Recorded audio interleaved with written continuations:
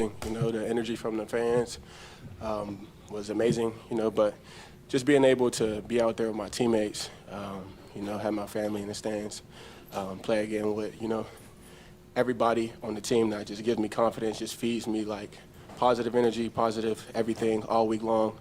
And just to get out there and play with everybody again felt amazing. Did you ever wonder if this day would come? You've been dreaming about this moment. How special was it?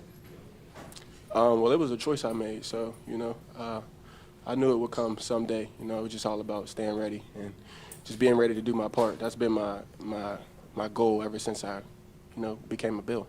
Mike, there's so much positive to take away from today, but losing Tre'Davious and the way that you guys did, can you reflect on that and how big of a potential loss that might be? Yeah, a ton of high, a ton of lows today. Obviously, we start off with just D-Ham, just him being a part of today, getting back on the field. You know, I'm so proud of this guy right here, and I said it way back when.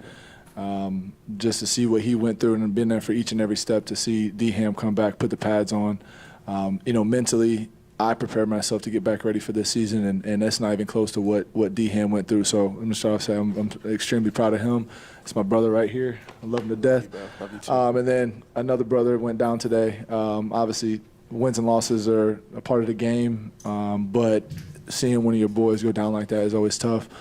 Seeing Tre'Davious, you know, work through what he went through last year, getting back Thanksgiving, and kind of working his way, seeing that positive energy, seeing Tre'Davious White be, you know, himself over the last couple months, and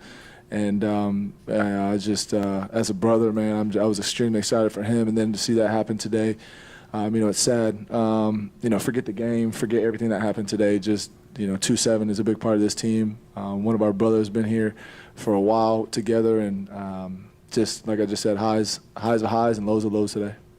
Micah, you're the one right there. You were right with him as he's on the turf. How important did you feel it was to be there? And I mean, what did you try and say? I mean, all of us were you know, there around. I honestly didn't know really what was going on. He knew what happened, but we were all there just trying to talk to him, and you know, sometimes at that point, you know, there's really nothing you can say. You know, it's kind of one of those situations that, you know, words can't really help Tre'Davious at that point. So we just, you know, when stuff started to settle down, you know, obviously he understands we're there for him, we love him. And like I said, 2-7 is a big part of this team. Micah, the focus on the game is that I feel and a win. But were you guys kind of getting tired of hearing about the Dolphins and 7 points and 700-something yards? And did you? I mean, it looked like, you know, you showed that, you know, what this defense is capable of. I mean, of course, we heard a lot about it. You know, that's pretty rare to happen. It's pretty, you know, watching the tape from last week, big play after big play after big play after big play, you know, not just from the receivers, from the backs, from the quarterback, from everybody. So, you know, we knew going into this game, you know, ultimately we're a defense that tries not to give up big plays. Everybody can say that around the league, but we've been successful doing that since 2017. So, you know, we're going to stick to our DNA, and from there, let's roll the ball out and see what happens. So that's kind of our mindset. I apologize. What happened in the second quarter, Trey? I think you guys came up with 3 straight stops there toward halftime after they scored on a couple of drives. What was it that you were able to kind of hone in on and execute? Because that really changed the complexion of the game right there. Just settling in. You know, obviously an offense like that, a lot of stuff behind the line of scrimmage, you know, kind of capture your eyes.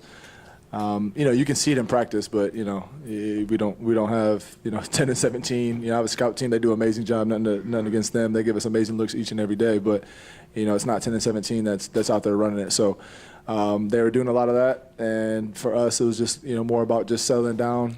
You know, it happened to us, honestly, the last 2 weeks with the Raiders and the Commanders, just kind of settling down, and we're able to do that after, you know, giving up 14 points, but ultimately, you know, we were able to get some stops. Damar, no offense and defense, you know, great performance today. Even special teams chipping in, Saran with a couple of those long fields that he handed the Miami offense. When you guys get a pin down there, you know that end zone crowd is going to come into play. I think they got the false start right after that. So just how big was it, you know, kind of seeing Saran set up some long fields for them? Field position is everything in the game. You can win or lose a game by just field position. That's something we preach all week. That's, you know, that's a fundamental of coming into a game ready and preparing to win. So, you know, just trying to do our part on special teams, just getting our defense or our offense in good field position. So, you know, it'll, over the course of a whole game, you know, it'll be the difference. Damar, when you took the field out of the tunnel, you ran all the way across the field and really it looked like an emotional moment where you stood there with your arms outstretched. How big was that? And how important was it to get your first game jitters out by being on the opening kickoff? Very important. That moment meant everything to me. You know, I think it was more so about proving something to myself than anything else. Just showing myself that I have the courage, I got the strength, I got the pride, you know, everything, all of those words, you know, in me to be able to go through something so traumatic and, you know, be able to come back from it and still, to be able to still do what I love at the highest level in the world is just, it's amazing, you know what I mean? And just for a second, I want to speak on T. White. You know, in Cincinnati, I was in the hospital, you know, watching T. White sit at the same podium, speaking so highly of me, you know, and I watch him come in the building every day and, you know, work his ass off. You know, he's probably the hardest worker on the team. And, you know, just being a young player, you know, they always tell you, like, find some older guys to, you know, find yourself through, you know, by their routine, by the way they carry themselves, by, you know, just who they are, who they become over the league. And, you know, Micah, that's a big one, you know, and T. White is another big one, you know what I mean? From a distance, I just admire his work ethic. I admire who he is as a person, his consistency, his discipline, you know, everything. So, you know, we're with him for sure. And, you know, I just want to extend my love and speak highly of him the same way he did of me up here. Thanks, guys.